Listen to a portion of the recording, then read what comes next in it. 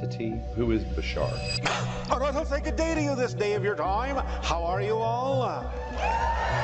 Bashar presents himself as an extraterrestrial being, and what's happening is a telepathic connection that allows me to act as a translation device for his thoughts. Have you met aliens on Earth? There are hybrid beings among us that are helping us. They look human enough that they can blend in. In about 2 years, we're going to actually have official open contact. Darryl Anka, thank you for making time to be here. It is my pleasure. Thank you for having me. Darryl, what does it mean to be a channel? Can any person channel? What is channeling in the first place? Everyone does channel from time to time. When you're doing something you love to do, when you're in the zone, so to speak, things are flowing, you're not really feeling or paying attention to the passage of time, you're in a channeling state. The channeling state is in the brain called gamma, which is between 40 and 100 cycles per second of brainwave activity or higher.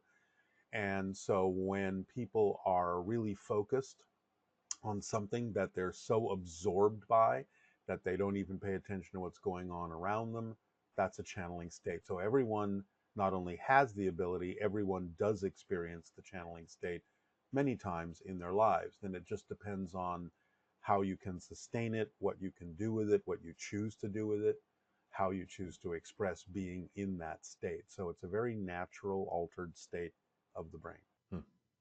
And you channel what you refer to as an entity.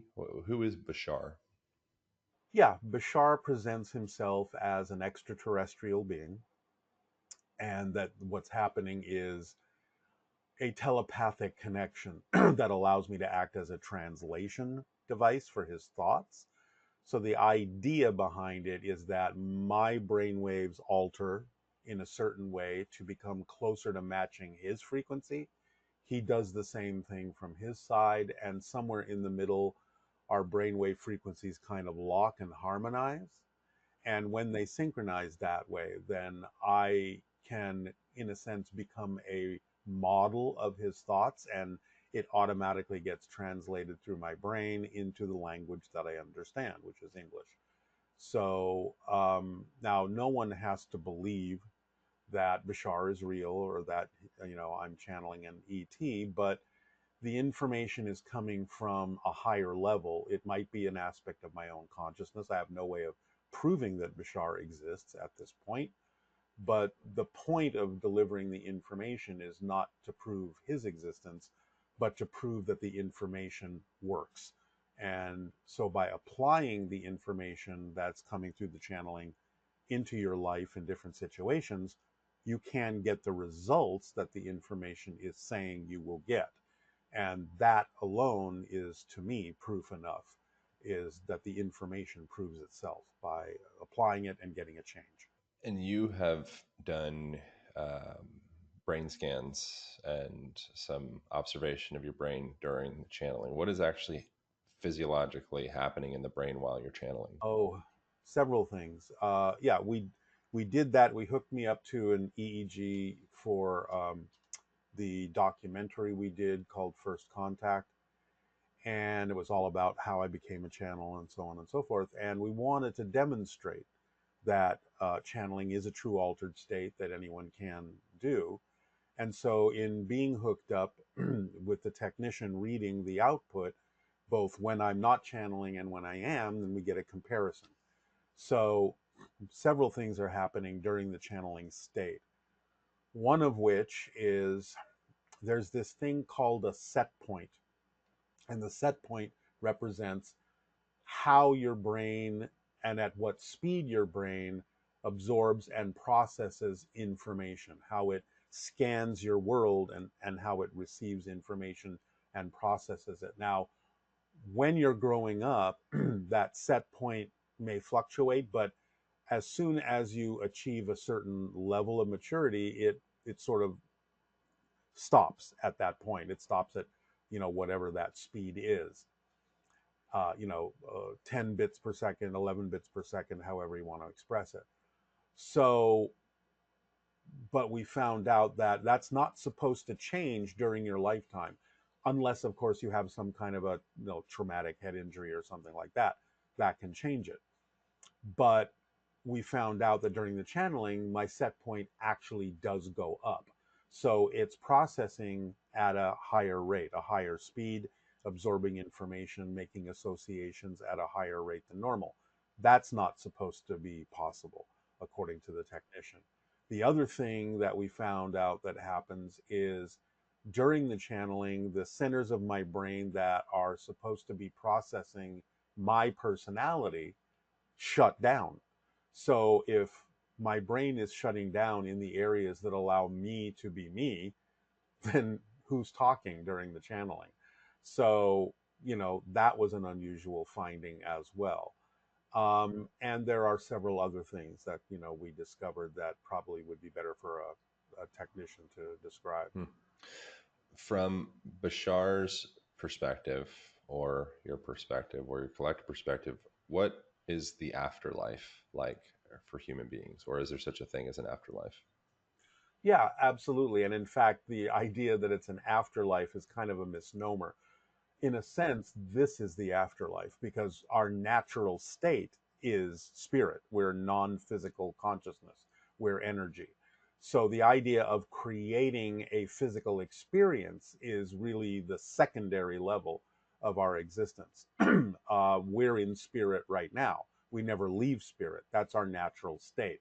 Physical reality is something that we're creating as a focal point within our consciousness to play this game where we can change, grow, have discoveries, and discover ourselves from a new perspective. That's what physical reality is for, to go through the process of change, to discover new ideas, new perspectives of ourselves. In spirit, it's a timeless state, nothing changes. So we create this experience that's sort of almost like a daydream within our consciousness, and we call this daydream physical reality. And no matter how real it seems, it's really just a projection of our consciousness. So our natural state is spirit. And therefore, when we're done with the physical experience, when we've set up our entry time, being born, and our exit time, dying, all we're doing is really just sort of waking up from that daydream and expanding back into our full soul self and remembering who we are and that we created this experience for our own purposes. So, yeah, there is what we typically call an afterlife. But from Bashar's point of view, that is actually our real life. What is the function of forgetting who we are? So that we can remember who we are from a new point of view. Like I said, in spirit, it's timeless. You can't really change.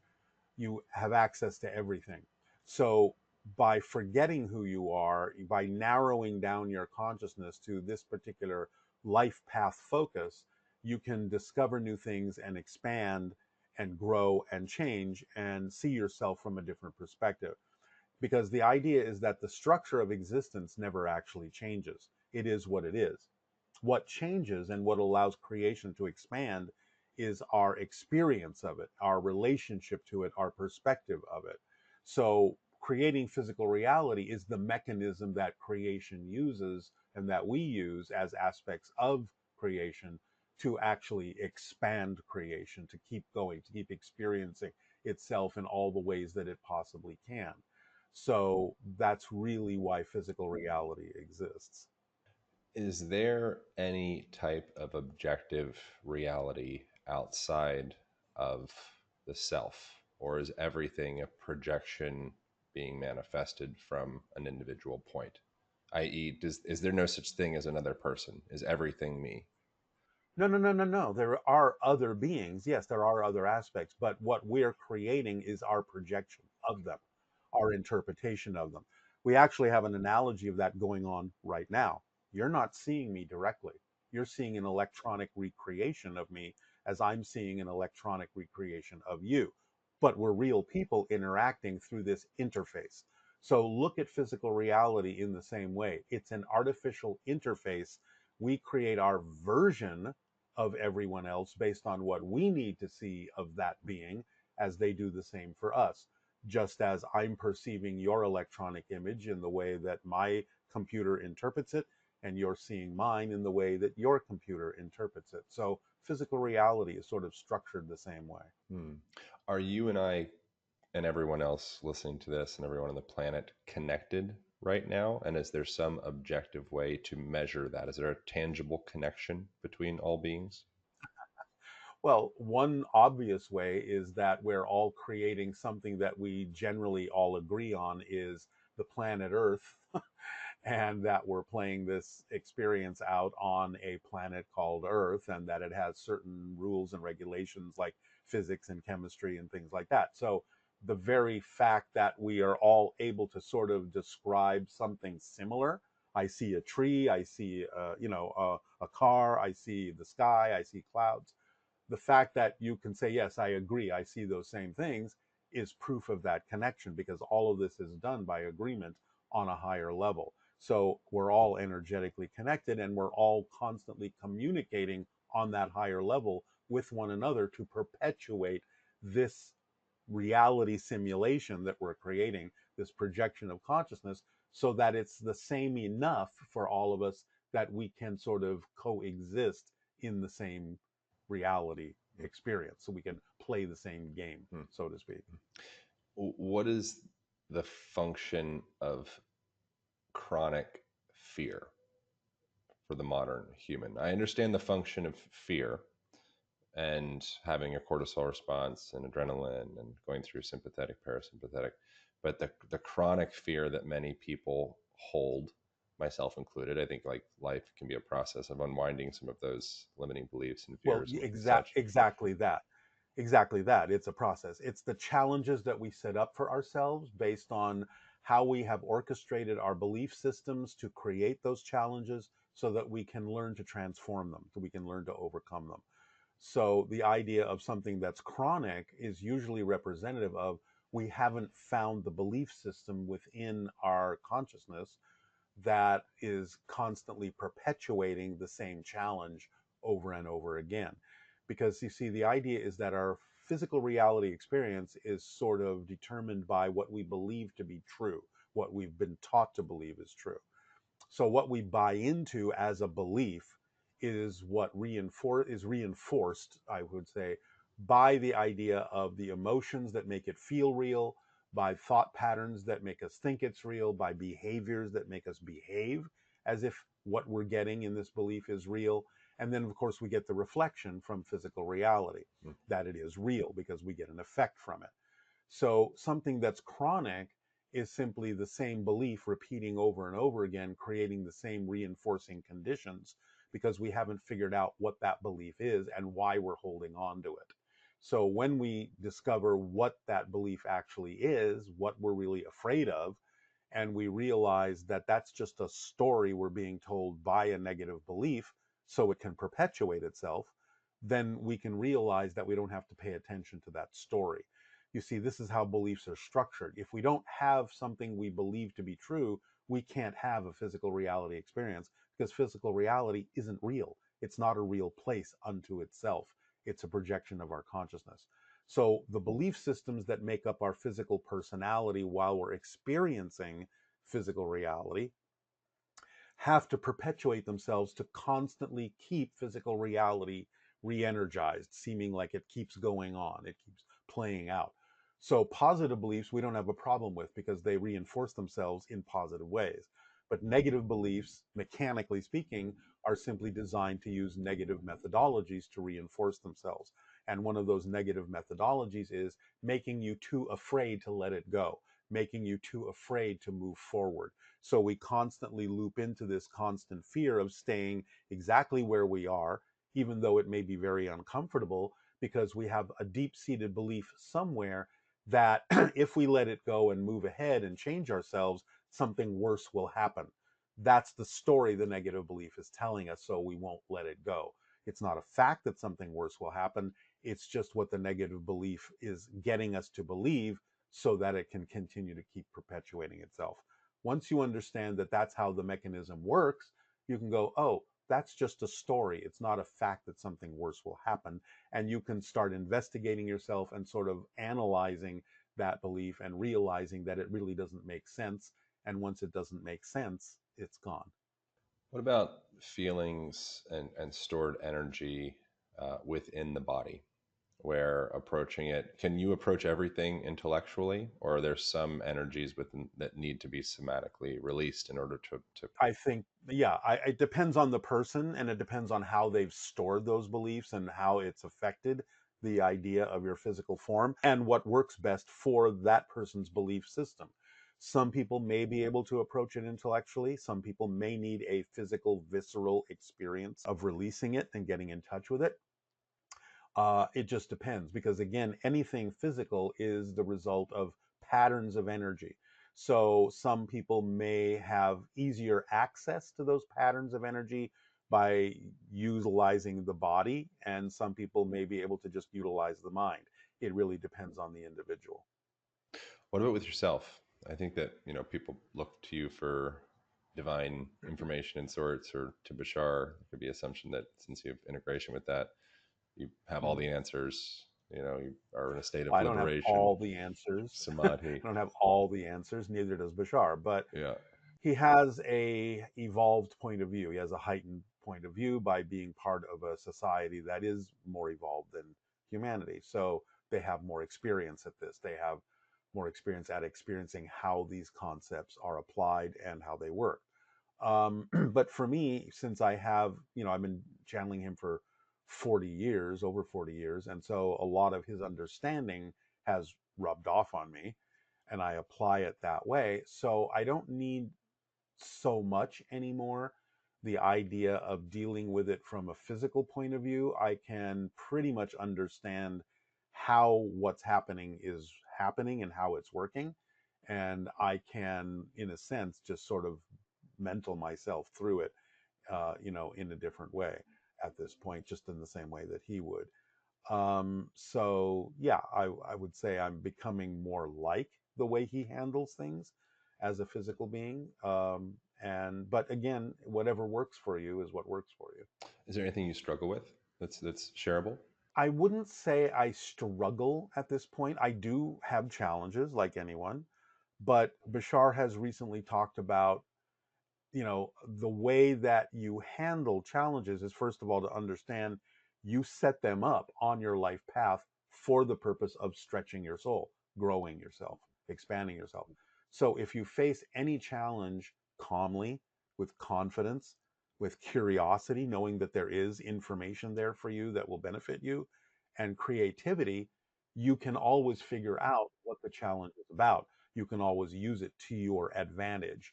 So in understanding that, that's the way I face challenges. Is I don't, anymore after years and years of this, go into any kind of a panic mode or anything like that, or a worrisome mode. I just go, oh, here is something that's unexpected. Here's something that I'm facing.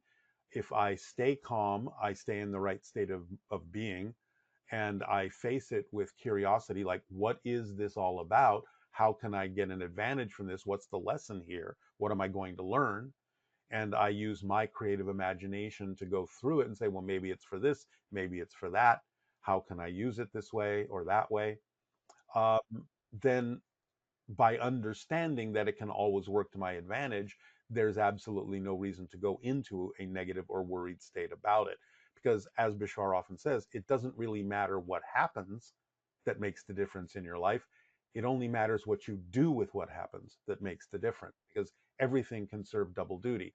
It can be experienced positively, it can be experienced negatively. It's your choice to stay in the state that allows you to experience it in the way you would prefer to. It doesn't have a mind of its own. You're the one calling the shots. So if you stay in the proper positive state and approach it that way, then that's the effect you will get. If you go into a negative reaction based on things that are happening, then that's the effect you will get and you'll amplify that direction. Do you experience any? I have all sorts of neurotic behaviors and distractive behaviors and addictive behaviors and things of the sort that I navigate my life. Do you have anything like that I mean, you're a lot older than I am as well, so you've had time to kind of work things out, as well. But Ramdas has a bit around, you don't actually extinguish any of your neurotic behavior. You just kind of come into relation with them and then become more manageable. And as you, Well, in a sense, the option to choose those things, those experiences are always there. They never go away. But the idea is that you learn to choose what you prefer without invalidating what you don't. Because what it is that you've already experienced has brought you to this place.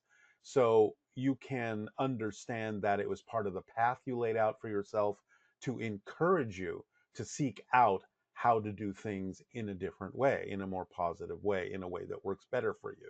So you never invalidate what you don't choose. You just stay in between in the balanced state and go, well, this is what I prefer, but I'm not going to invalidate what I no longer prefer. It's simply not vibrationally compatible with who I prefer to be anymore.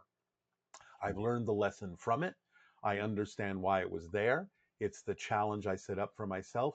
I have figured out creative ways of looking at it and using it to my advantage to bring me to where I'm at. So I know I'm growing. I know I'm changing in the way that I prefer to. So you can sort of thank what you've been experiencing that you don't prefer for bringing you to a place where you can now more readily choose what you do prefer, but you don't invalidate or judge what you've been through in any way, shape, or form as a negative. You just take it in stride as part of the challenge that you are now able to transform over time, slowly, quickly, whatever works for you. You know, the whole idea you brought up of addiction, Bashar's talked about this extensively. Addiction, in a sense, is something where you're sort of feeling a kind of emptiness or a hole within yourself. Something feels like it's missing. And what you're trying to do with the addiction is either fill it or numb it so you don't have to look at it. So the idea is, doesn't matter what the addiction is, whether it's drugs, whether it's food, whether it's something else, whether it's some kind of other behavior. The idea behind all of that is that you have a belief about yourself that creates a feeling of disconnection, a feeling of emptiness. And an addiction is just an attempt outwardly to try and get rid of that, to try and satisfy that, to fill that hole, fill that emptiness. Or again, conversely, you don't want to look at it, so you try to do something that keeps numbing it so you don't have to pay attention to it. But the idea really is, again, mostly from belief systems about being disconnected, about being brought up in a way where you are getting beliefs that are negative reinforced by certain things, either coming from your parents, your friends, your school, your society, what have you, that reinforce the idea of the negative beliefs you may have about yourself, like, I'm not worthy, I'm not loved, I'm not deserving. All of these things are at the root of any addiction, no matter what kind of an addiction it is.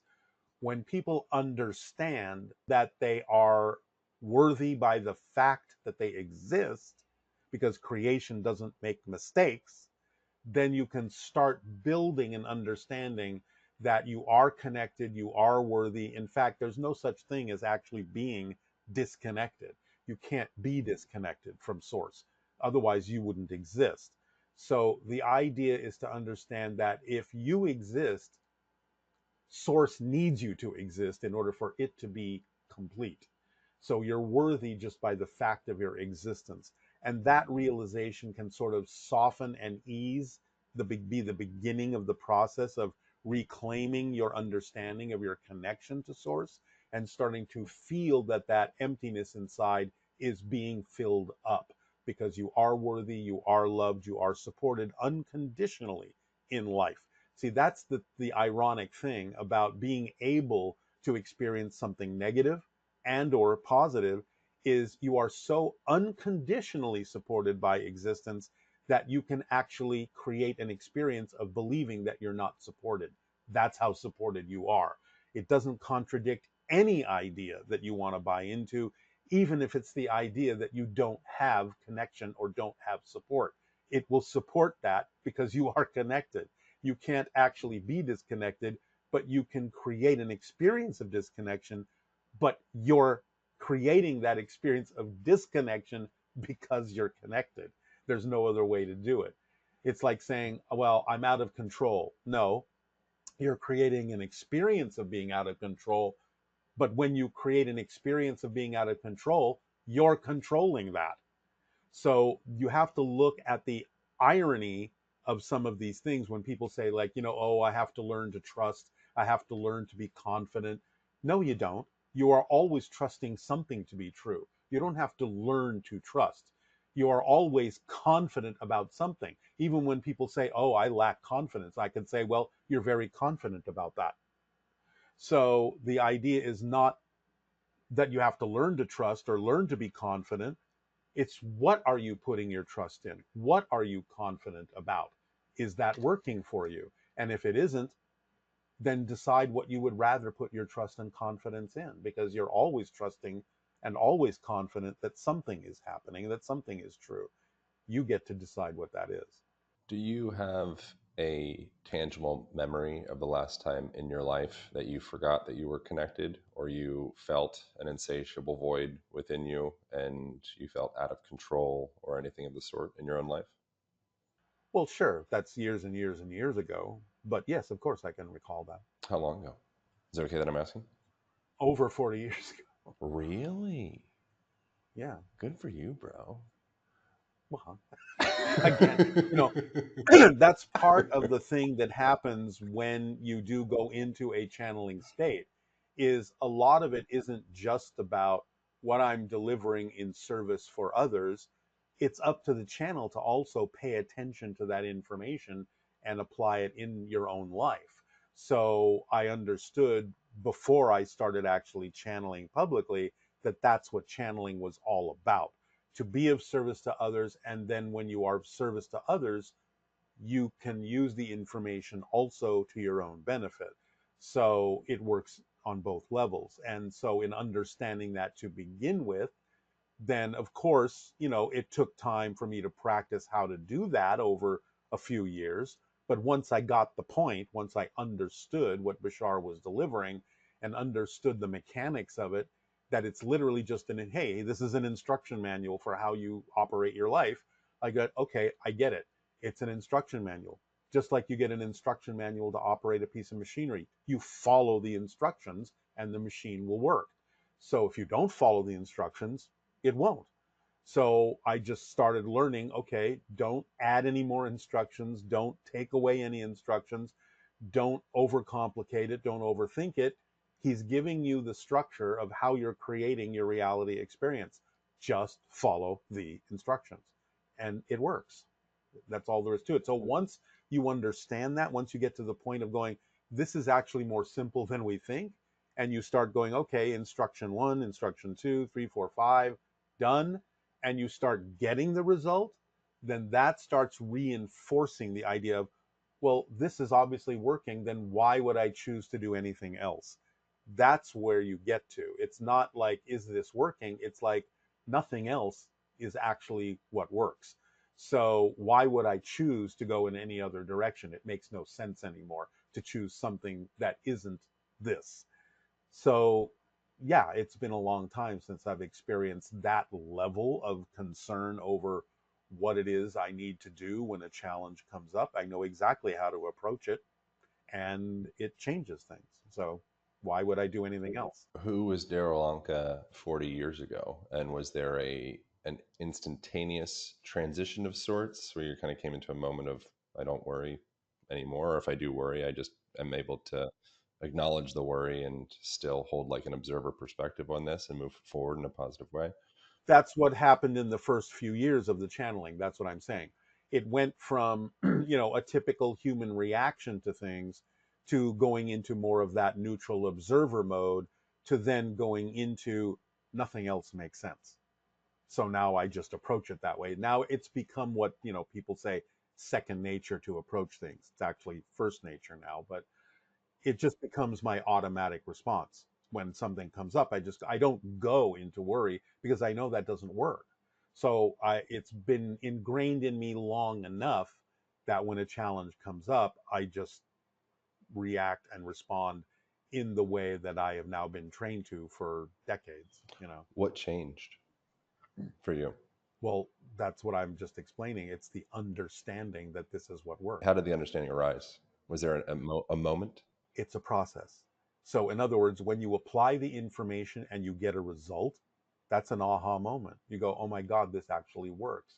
And that starts reinforcing your ability to go, well, then let's try that again in this challenge. And let's do it again in this challenge.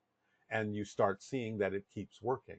So it can be an aha moment, but at the same time, if you just keep practicing that, then it becomes more ingrained and becomes your natural response to things. Why do you think so many people? Why is suicide rates so high? Why it feels to me like many people, statistically are suffering, and then I think there's probably a much broader, quiet suffering that's arising in culture, and there's a lot of other things happening as well. It's from everything that we just sort of touched on. The idea that people feel disconnected, feel disempowered, feel that they're not in control of their lives because there's a whole bunch of beliefs that are probably in their unconscious mind that they're unaware of that are driving their behaviors and driving their thoughts and their actions and their feelings. See, the idea is you can't have a feeling without having something that you believe to be true first. The belief is the blueprint. It reinforces itself with emotions and thoughts and behaviors to make it seem real. Whether the belief is conscious or unconscious doesn't matter. The point is, it's the feelings are secondary. There's no such thing as a feeling without having a belief or a definition of something being true first. A way to illustrate this is take a word that you don't know the meaning of. And if you look at that word and somebody says, well, how do you feel about that? You go, well, I don't know, because I don't know what it means. So I don't have a feeling about it. But when somebody tells you, well, the word means this, and now suddenly you understand what the word means, now you start feeling a reaction to it. You start having emotions about what the word means. So without having that definition, and buying into that definition as being true, you don't generate emotions, you don't generate thoughts, and you don't generate behaviors. This is why, if you don't prefer what your thoughts, feelings, and behaviors are, you can always trace them back to having a belief that is out of alignment with your true natural vibration. So you can ask the question, well, what would I have to believe is true about myself in this situation in order to feel, think, and behave the way that I am feeling, thinking, and behaving? What would I have to believe is true about myself to get those emotions, those thoughts, and those behaviors? You can work it backwards and find out what that belief is if you're willing to explore it and willing to listen. The answer will come up because you're pulling it from your unconscious mind. You're not leaving it there. By being willing to investigate yourself and ask that kind of a question, then you will pull it from the unconscious mind if you're willing to hear the answer.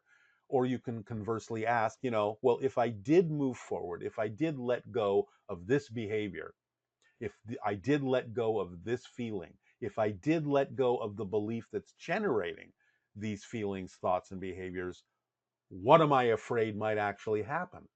Because if you're afraid that something worse will happen, you'll stay exactly where you are. You'll never move forward because we always move in the direction of what we believe benefits us, and we always move away from what we believe does not. But the key word is what we believe benefits, what we believe does not. So if you actually believe that something worse will happen if you move forward in the way that you say you might want to, but you think that's going to cause a catastrophe, you'll never move forward. You have to find out, why would I believe that something worse will happen if I move in the direction that I prefer? That's where you start investigating, where did I get this belief from? Did it come from my parents? Did it come from my friends, my society, my schooling? Where did I pick this up from? Because it has nothing to do with me. It has to do with other people's issues that I picked up along the way because I needed to survive. So I needed to blend in, I needed to fit in, I needed to buy in to their scenarios, their belief systems in order for them to take care of me. But now I'm an adult and I have the ability to take care of myself, which means I now have to go through a process of letting go of all of the beliefs from other people that I picked up along the way of becoming an adult, and I have to find out what all of those are and let them go because they have nothing to do with who I actually am. And that's part of the process that we're going through as humans, is to divest ourselves of what we have picked up on the way. And those are the challenges that we've laid out for ourselves, is to say, okay, I have picked up this belief system. The challenge is, how do I transmute this? How do I go beyond it? How do I understand how to change this? And that's the information that Bashar is delivering to us.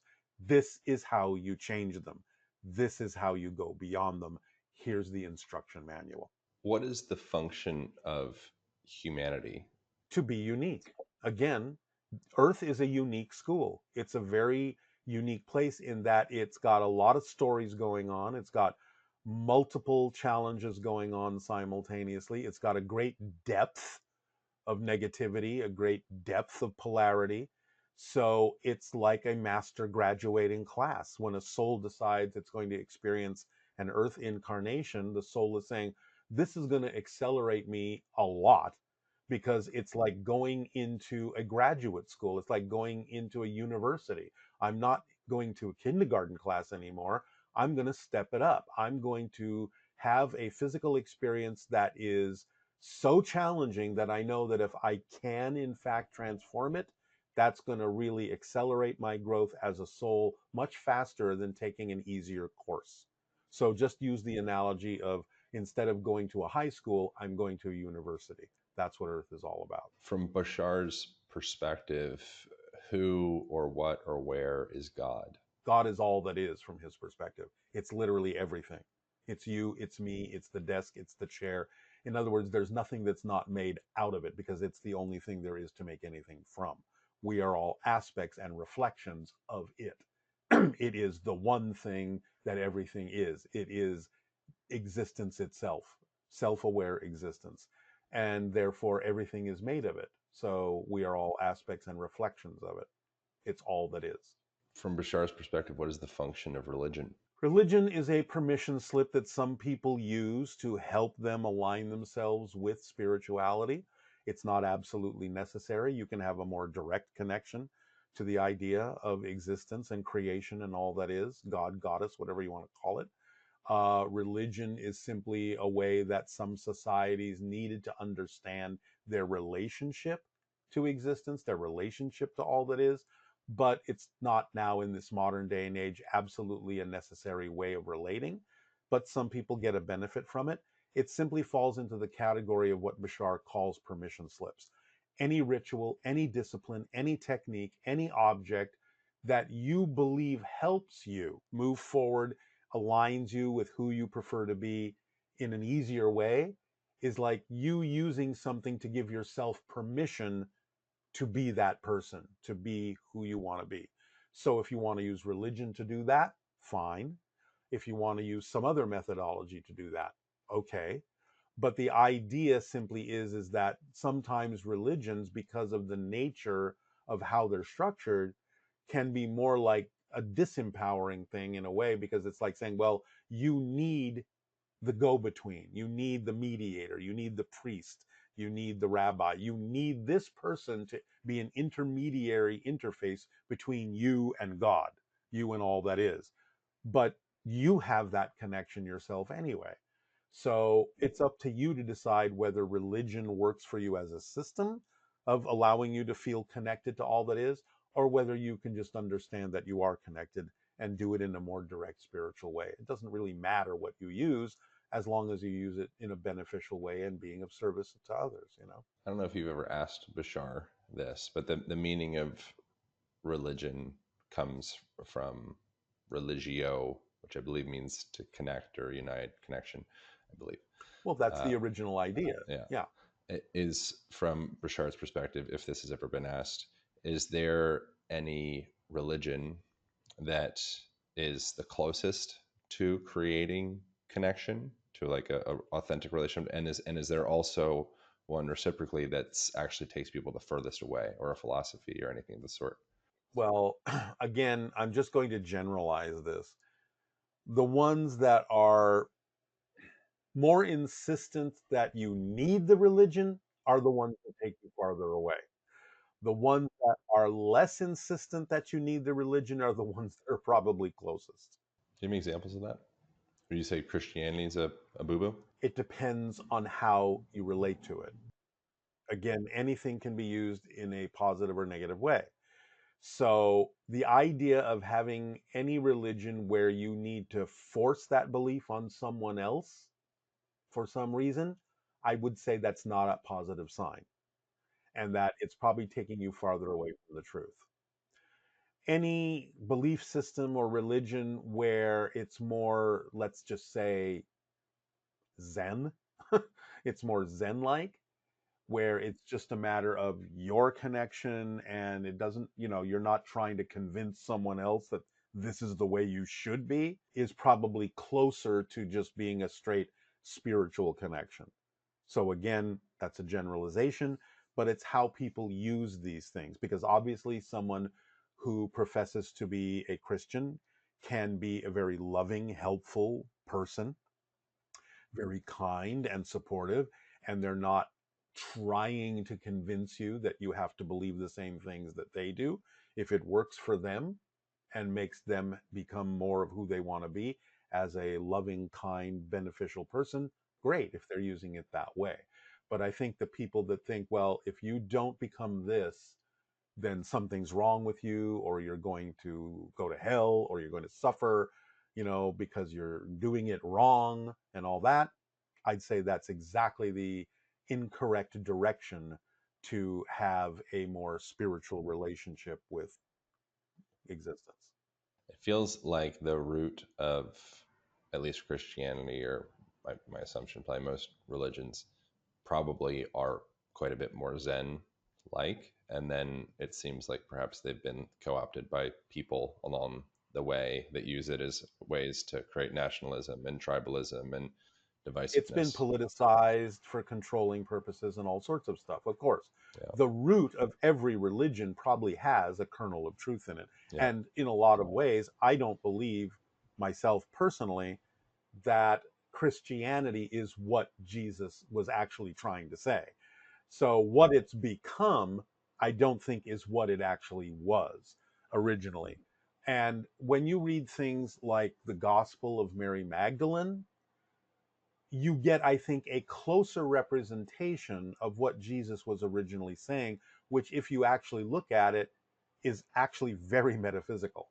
So the idea of it, becoming this hierarchy of controlling, levels and political influence and all this kind of stuff is absolutely not what it was, I think, originally intended to be.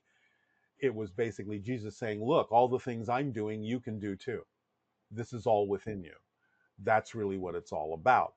But the idea that if you don't follow me, if you don't believe in me, you're going to go to hell, I don't think has anything at all to do with what he originally said. I think it has everything to do with what you're talking about in terms of this group of people needs to control that group of people. So we're going to tell you that if you don't listen to what we're saying, something bad's going to happen to you. I don't believe that that's absolutely true. I think it's just a manipulation. Yeah. If a religion perpetuates division, it's probably been molested in some way or like shifted. It's been co-opted. Yeah. Yeah. If it promotes you being a better person, a kinder person, being of service to others, being a loving being, then fine, you're keying into the aspects of it that can maybe help you in that direction. But that's all there is. And when you realize that that's all there is to it, then you can kind of be a kind, loving being of service without the religion. Yeah. I don't know if I use molested in the right way. In Spanish, they like molestar. I live in Miami. Like molest is like Yeah, annoy, well, bother, whatever. okay, it's been like co-opted. disturbed. Not its original form. So that's original form. What does Bashar think Yeah, about the story that we have of human evolution? Is that right? Where did humans originate from? that's a big story. Okay, first of all, we can go way back to just after the earth itself was formed, and you understand that there's this thing called panspermia. You know what panspermia is? Yeah, we're all fungus from space. generally speaking, a lot of genetic material came from other places and landed on planets where the environment was conducive to that genetic material evolving. So, in a sense, to begin with, we're all extraterrestrials from other extraterrestrial sources. But let's just set that aside and say, okay, whatever the source is of the naturally evolving life on Earth, at a certain point, it evolved into what we would call early hominid forms, like Homo erectus, things like that, a few million years ago. At a certain point, apparently, those beings were genetically altered by an extraterrestrial race to become Homo sapiens sapiens. So, Who was the in race? that sense, Is they have a name? well, what's what referred to as the Anunnaki in ancient texts, Right. the Watchers, whatever you want to call them, some other beings from out there, according to a lot of religious texts and scrolls and things like that, whatever you want to call them, arrived on Earth and for whatever reasons decided to alter our genetic makeup to suit themselves, to And make us more like them. and they were giants. Is that right? Is that who the Anunnaki were? I Really big. understand that they probably had a larger stature than we do and lived longer than we do, which is probably why humans thought they were gods. Hmm. They're just advanced extraterrestrials. Hmm.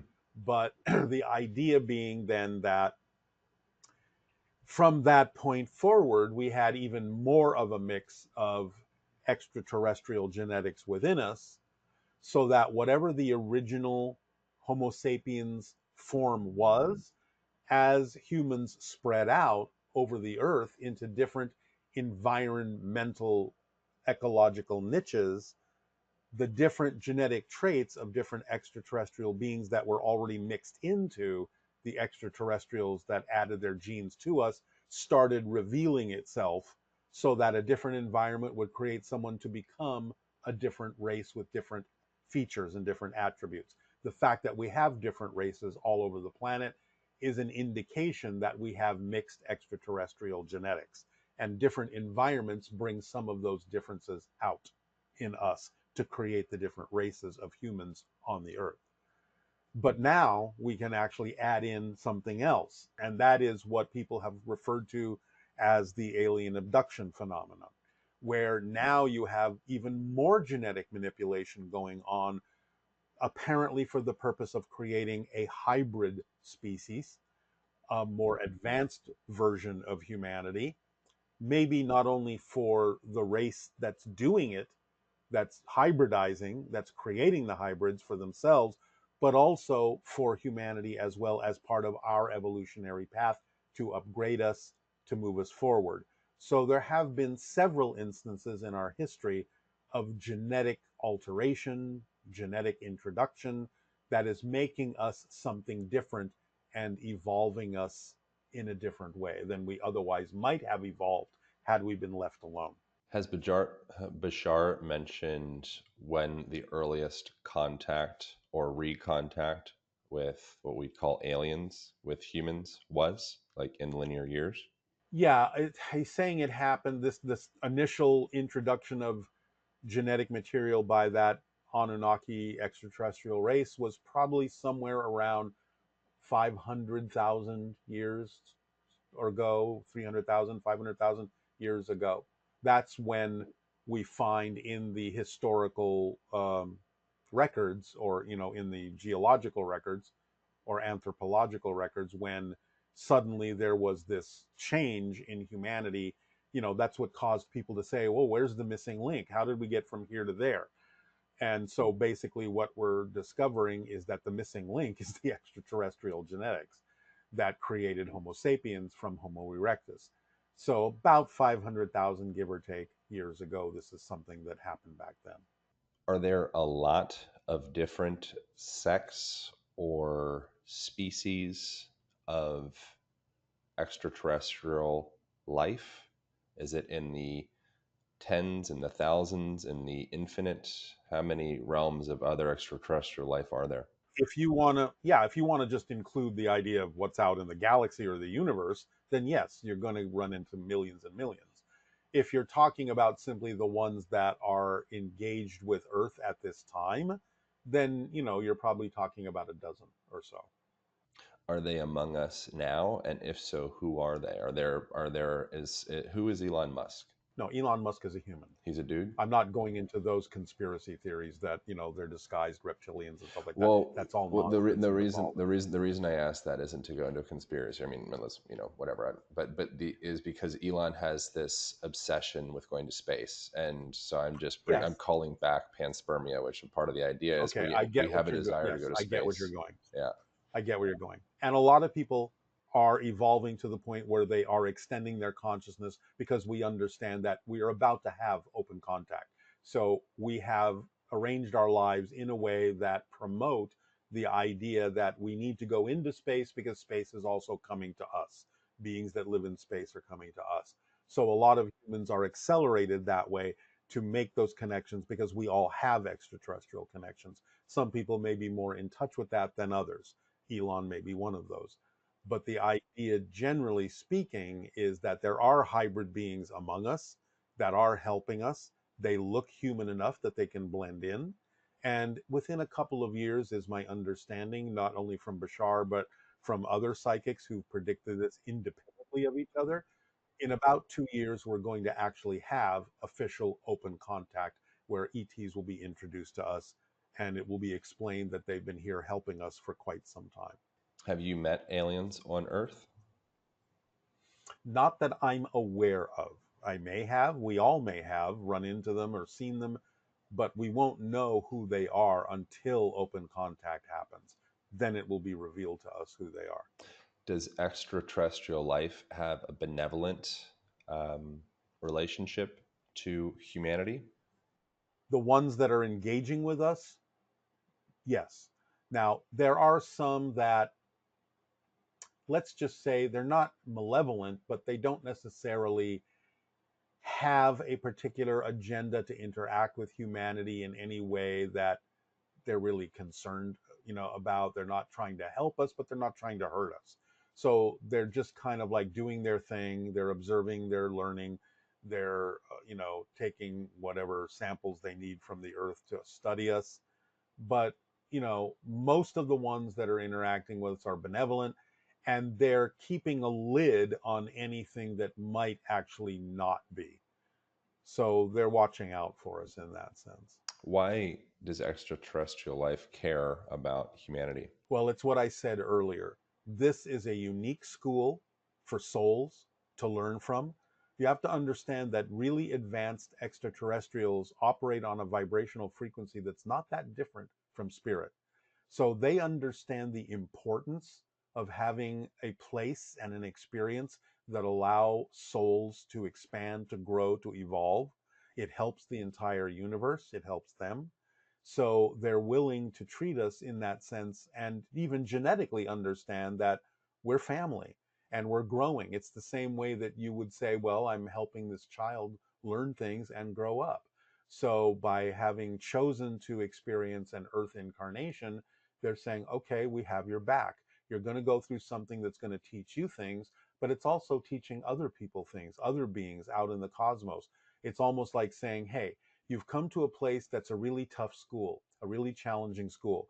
But if you can graduate, if you can master this, then not only are you learning something, but other civilizations who may not be facing the same degree of challenges that you are can look at you and go, well, if they can do it, we can do it. A lot of other beings can learn a lot from what we're experiencing here on Earth. How much of modern humans' technology originates from extraterrestrials? Transmissions of some sort. Yeah, I think some of it does. If not, well, let me say there's a couple of categories of this. Number one, some of it may actually be reverse engineered from craft that we have gotten our hands on that have crashed.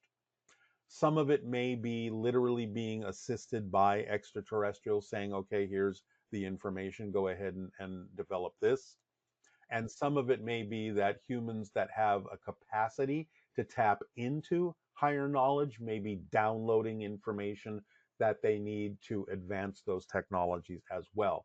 So I would say on those three levels, we're probably getting a lot of help. How long has the government been hiding its awareness of extraterrestrial life?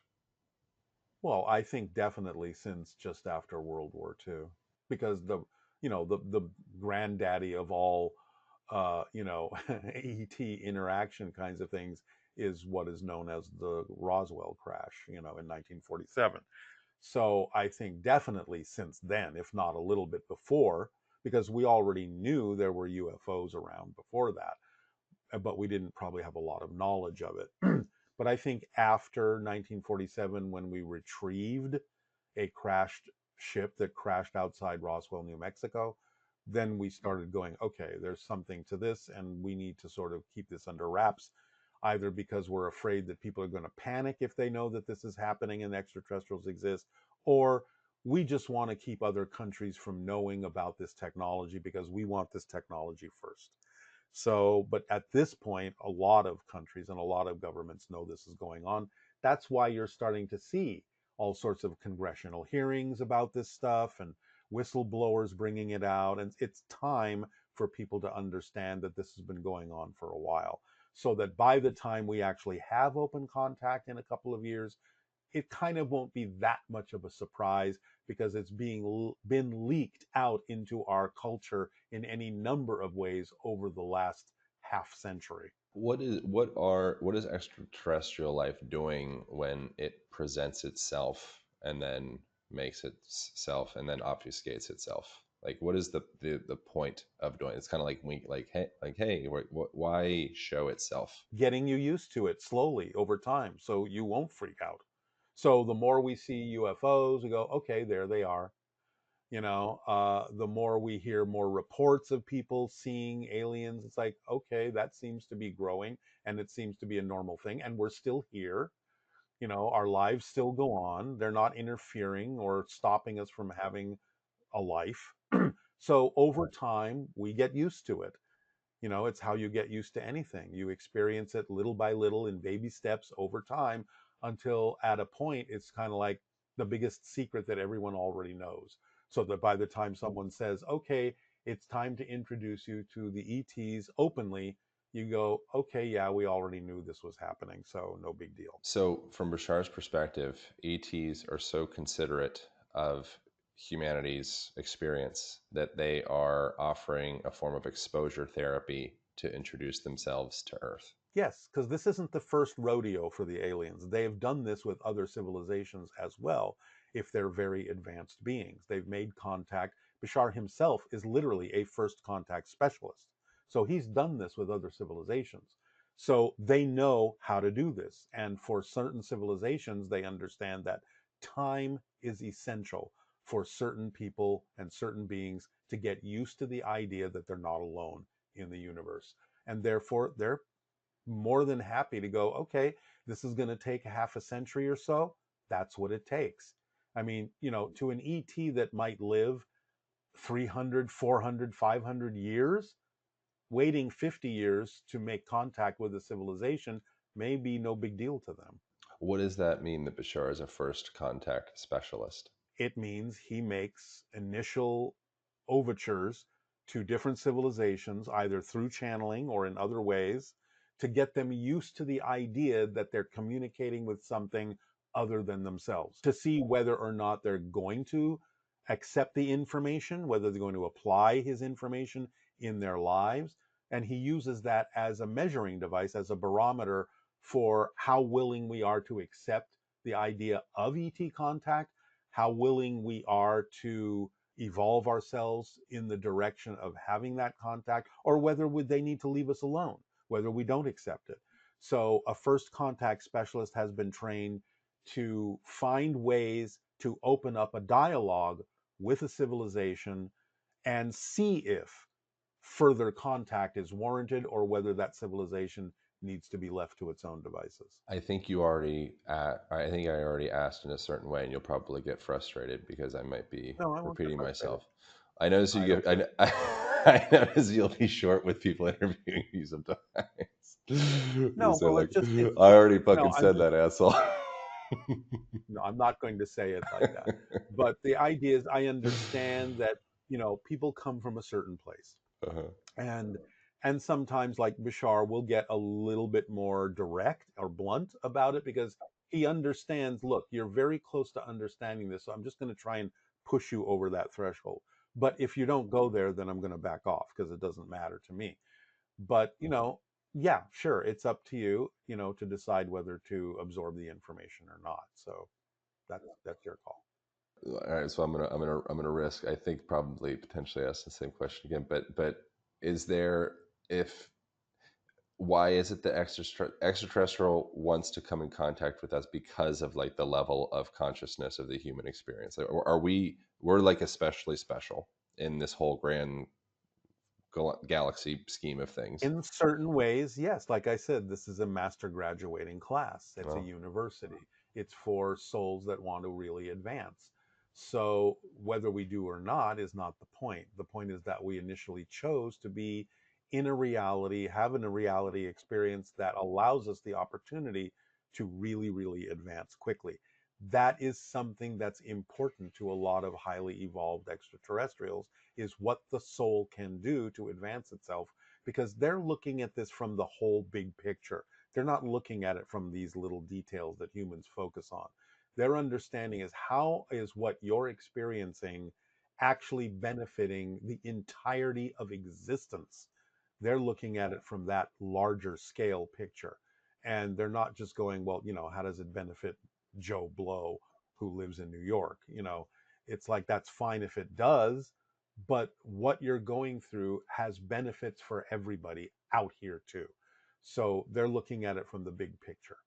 where does our consciousness rank in terms of other highly advanced extraterrestrial species? On what, well, the way you ask the question is answerable in a number of different ways. If you're just talking about our literal consciousness, it's the same as everything, same as everyone's consciousness, where all souls are the same. But in terms of humanity's physical awareness and advancement, and how it uses the consciousness of our souls, or how it limits the consciousness of our souls, then obviously we're not as advanced as some other extraterrestrial species who have learned to be more of who they are, have learned to allow more of their soul to express itself in physical terms. So, just to put a sort of a time frame on it, Bashar has sort of hinted that in about 1,000 years will be where his civilization is at this point. So if you want to use that as a marker, you can. It doesn't mean that our soul is any less advanced, but it can be a representation that we're a young society physically. Does the soul exist within the body? Are there individuated souls, or is there only one soul? No, no, no. Well, it depends on what level you're talking about. A soul is usually referred to as an individual aspect of all that is, of God, goddess, whatever. So you're an individual soul. But it's more accurate to say, rather than saying the body has a soul, it's more accurate to say the soul has a body, because the physical reality is created within the soul. The soul never leaves its non physical reality. That's its natural state. It is a spirit, it is an energy. It's creating the physical experience within itself. So it's creating the concept of a body and a physical mind and a physical experience within the soul itself. If you want to look at it as, let's say, the soul in its natural form is a ball of energy, it's a sphere, it doesn't take any particular shape. That's its relaxed form, an orb of light, an orb of energy, and it contains different patterns of energy within itself. So if it wants to have a physical experience, it would take some of those different energy patterns that represent different concepts, different perspectives, and it would focus them down into the center of that energy sphere. It doesn't dissipate the energy sphere, that still exists, but it concentrates certain vibrational patterns down into the center and creates a kind of concentrated nugget or crystal or seed at the center. And that concentrated seed of those specific energy patterns represents the experience of the physical reality. It represents the physical body, the physical mind, the physical experience that the soul is having within itself. And then as it relaxes that over time, as it learns different things, it expands that, it softens that back out.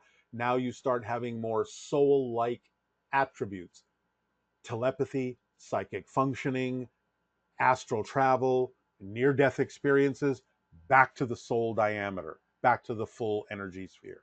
So the idea of incarnation is aspects within the soul, certain vibrational patterns within the soul that represent certain concepts and challenges, condense into the center to crystallize and form a life path experience called physical reality.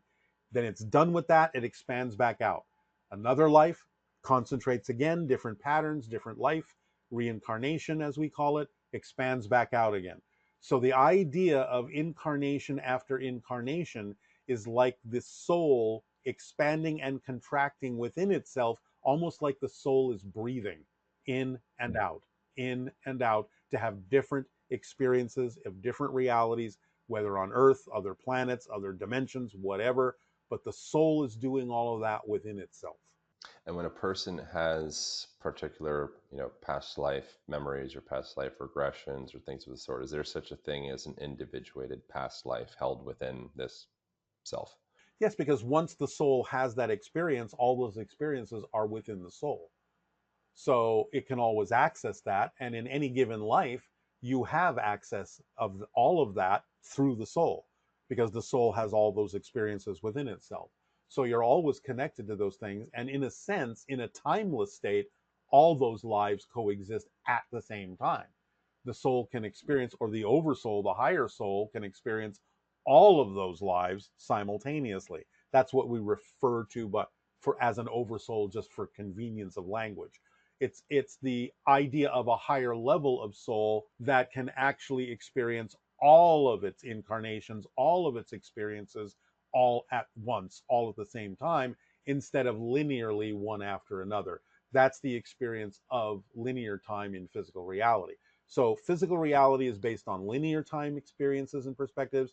The soul is flexible time, where it can experience the idea of linear time, but can also experience simultaneous time. And then the idea of the oversoul is it only experiences everything all at once, simultaneously, like a mini version of what you would imagine God would be like, experiencing anything and everything. So would it be accurate to say that every individual has experienced, if you're trying to try to conflate like the linear perspective into a broader reality, every individual has experienced every past life and every future life, and we tune in to maybe possible channels or like frequencies and have memories of, it feels like a linear past life, but in fact I Yes. have experienced all lives. Yes, you're tapping into what exists simultaneously with you. And because you're tapping into it from a linear perspective, we translate that as a memory.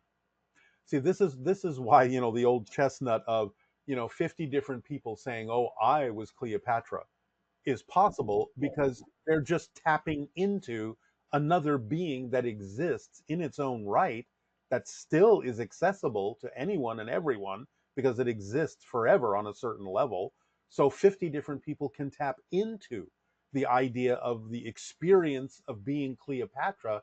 It's just that from our linear perspective, we often translate that as, oh, well, that's a memory, which means I was Cleopatra. No, it just means that you, like 50 other people, can simultaneously tap into the being known as Cleopatra because she always exists on some level. From Bashar's perspective, have you ever asked him anything about Hitler? Who was Hitler? Why was he so angry? Is there such a thing as evil?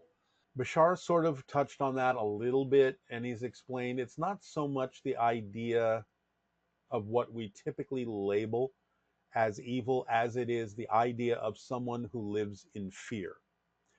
And when someone lives in fear, when they feel that disconnection, that emptiness, they try to lash out. They try to make a connection, but they don't know how to make a connection in a positive way. They only know how to make a connection in a fear based way, which means they try to control others. They try to control their environment. They try to limit things in a way that they can feel that they're in charge, that they're in control, because they feel so out of control to begin with, that the only way they can imagine being in control is to control their external experience rather than going within and allowing themselves to find the connection and the control that exists inside for everyone. So it's not so much the idea that someone is evil in the way we classically mean it, but these individuals are kind of like lost. They are out of control. They are in deep fear. They feel disconnected. They feel totally lost, and they're trying to control their environment as a substitute for finding that connection within themselves. And some people can do that a little bit, and some people can do that if they're in great amounts of fear. They feel really out of control. They can do it a lot. So it's about teaching these people and teaching humanity how to experience the connection that they always have to source, and connect to that and use that in a way that would make it unnecessary for them to feel like they have to try and control others in their outer environment in order to feel their self empowerment. That's what they're trying to do. They're trying to feel powerful because they don't feel they are. They don't believe they are. And so they try to control their environment in order to get this illusion of power. But it's just an illusion. Is there any such thing as a mistake? Was Hitler perfect? Were concentration camps a perfect part of this design? Is everything right, or is there anything that's like, ooh, In the sense, it's not a mistake, but in the sense that something is created that's an opportunity for humanity to learn lessons from it. So I'm just going to put this on a really super simplistic level. These beings chose to have the possibility of an experience where they would act out in a way that allows humanity to learn how not to have that happen ever again. So, because of what humanity was at that point, it needed someone to be the bad guy in order for humanity to learn how to say, okay, what do we have to do within ourselves? What do we have to change about our understanding of ourselves so that this never happens again, so that no people like this ever have to play that role again? We obviously don't learn that lesson very quickly because things like that keep cropping up.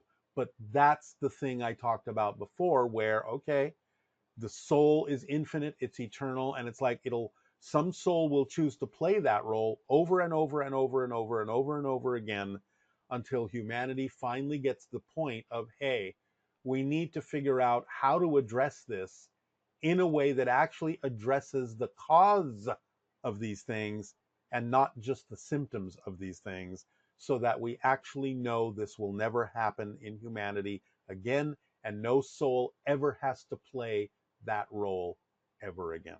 if there was, we can wrap up here in a minute. Is there any, if there was a single truth that you've learned from Bashar that could potentially uh, maybe liberate humanity to a higher degree, uh, what would that truth be if everyone believed it?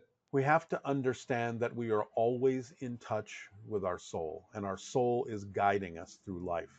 And it guides us through the sensation that we call passion, excitement, creativity, and love.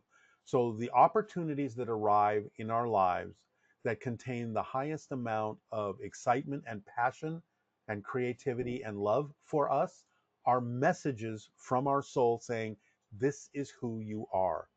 Act on it, because this is who you are. And if we allow ourselves to be guided that way, everything will fall into place. Synchronicity will abound. Our lives will become a magical explosion of ecstatic experiences. But if we doubt it, if we deny it, if we don't pay attention to that, then we struggle and we have difficulty, and therefore we're not being our true selves.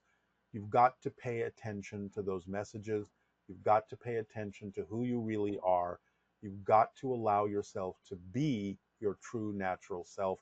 That's what this is all about. That's what this class is all about. That's what this university is all about.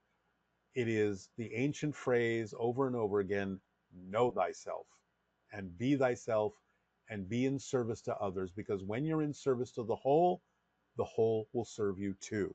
When you're in service only to self, you cut yourself off from the service that the whole can provide for you. So be yourself, don't panic, don't worry, move forward in life in a positive way. It's not a Pollyanna thing to do. It is the way things actually work if you allow them to. You don't have to make life work, you just have to allow it to work. Be yourself and it will. What are synchronicities and signs and things? Something that I notice, and you've mentioned, when I am doing something, I'm traveling someplace, I'm doing an event, I'm doing something that really makes me feel excited, alive. It opens up this kind of what feels like a more authentic version of myself. I also notice a tremendous number of synchronicities. I notice certain numbers, I'll be, there's that freaking number. It's right on the, like, this is, Exactly. can't make this shit up. Who or what is conveying those synchronicities? Is that me manifesting them? Like, what is that? It can be many things. It can be you manifesting it. It can be communication from your soul that you're on the right track at that moment. It can be from your spirit guide saying, this is the right state of being that you're in right now. Pay attention to the signs. Come from this feeling in everything you do. But when we raise our vibration by acting on our passion, we become a better receiver, a better antenna for what's actually happening in physical reality. And when you're on that high vibration, you start experiencing more synchronicity because you start understanding that everything is synchronicity, that nothing is an accident, that it's all an orchestration, and you start perceiving the orchestration, no matter what the situation is. You start understanding that everything is intertwined, interconnected, and every single thing that happens is happening for a reason. It's all an orchestration. So you get to see that and perceive that when you're operating on a higher frequency. So that's what happens. And that's what you're shown when you start seeing those synchronous numbers and start having more synchronicities in your life. This is what you start perceiving when you're operating on a higher frequency. So anytime you experience that little synchronistic number, feel what you feel like at that moment. And that's the vibration to stay in. And that's the vibration to come from in everything you do in life. You're right now aligned with yourself perfectly. That's what that's telling you. So Joseph Campbell was onto something with follow your bliss. That was a Yes, probably similar absolutely. Bashar type perspective. But you have to do it with the entire set of instructions that Bashar delivers. A lot of people just stop short. Yeah, sure, I'm going to act on my passion. And they forget all the rest of the instruction manual. So it's taking it as far as you can until you can take it no further, letting the excitement wane naturally, not killing the excitement with your fear based beliefs. It's also acting on your passion without any assumption or insistence on what you think the outcome should be like, because the truth is, you don't really always know what the ideal outcome is supposed to look like. But you have to know the ideal outcome will happen if you just follow your passion. Stay in a positive state no matter what happens, because then you get a benefit out of what's happening. If you identify it as something negative, then you're only going to experience it negatively. And then look at your belief systems, let go of the fear based ones, let go of the negative ones, and free yourself to be able to allow the soul to deliver what it needs to deliver to you.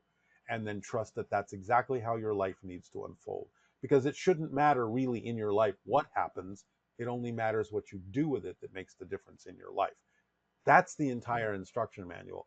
People often stop short and forget about the rest of it, and they just get caught up in, I'm going to follow my bliss.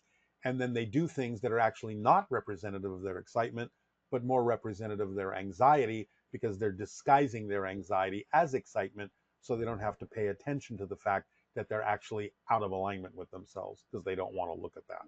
So you have to really be honest with yourself in your self investigation. Just follow the instructions, everything falls into place. Awesome, man. Thank you so much. I really appreciate Well, taking the thank time. you for doing this. I deeply appreciate it and the opportunity to share all this. Yeah. And thank you for anyone that's listening. Yeah.